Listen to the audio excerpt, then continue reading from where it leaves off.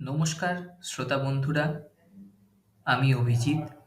বেনিয়া আশাকলার পক্ষ থেকে আজ আপনাদের গল্প শোনাতে চলে এলাম।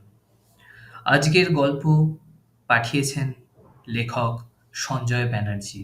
গল্পের নাম শীতল বাতাস। শুনতে থাকুন আমাদের আজকের নিবেদন শীতল বাতাস। অনেক দিন আগের ঘটনা হলেও এখনো আমার রোমাঞ্চ লাগে।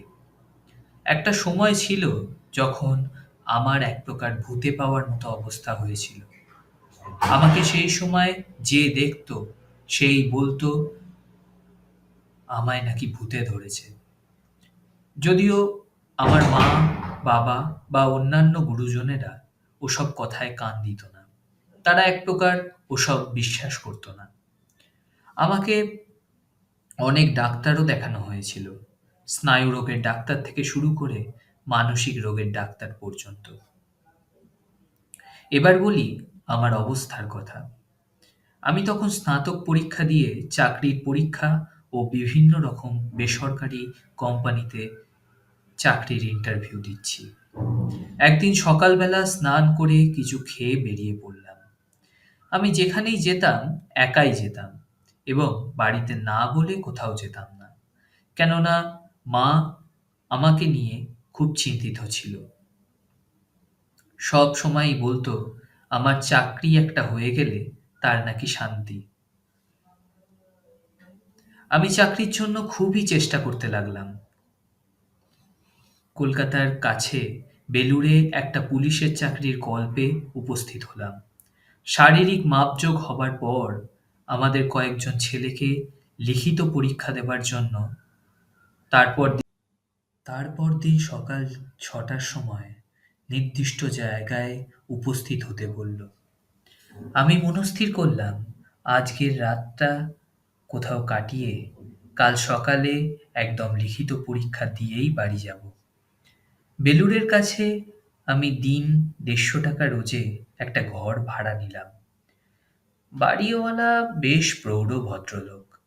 আমার পুলিশের চাকরির সব কাগজপত্র দেখে এক রাতের জন্য তার দোতলা বাড়ির একতলার একটি কোণের ছোট্ট ঘরে থাকার ব্যবস্থা করে দিল। ১৫০ টাকা একদিনের ঘর ভাড়াও নিল। আমি কিছু খেয়ে দেয়ে রাত ১০টার মধ্যেই ক্লান্ত শরীরটাকে একটা চৌকির ওপর সামান্য বিছানা বালিশ যা পাতা ছিল তা ঠিকঠাক করে নিয়ে শুয়ে পড়লাম। কখন যে ঘুমিয়ে পড়েছিলাম তা জানি না। ঘুম ভাঙল ঘরের ভিতর একজনের উপস্থিতি টের পেয়ে। দেখি একজন বুড়ো লোক আমার চৌকির পাশে বসে ঘড় ঘড় আওয়াজ করে কাশছে। আমি বেশ স্পষ্ট তাকে দেখতে পাচ্ছি। আমি আমার চোখটাকে বার কয়েক কচলে নিয়ে দেখলাম ঘরের দরজা ভেতর থেকে বন্ধ। আমি দেখলাম বুড়োর শরীরে হাড় আছে, মাংস বলতে কিছুই নেই। শুধুমাত্র চোখ দুটি বেশ বড়।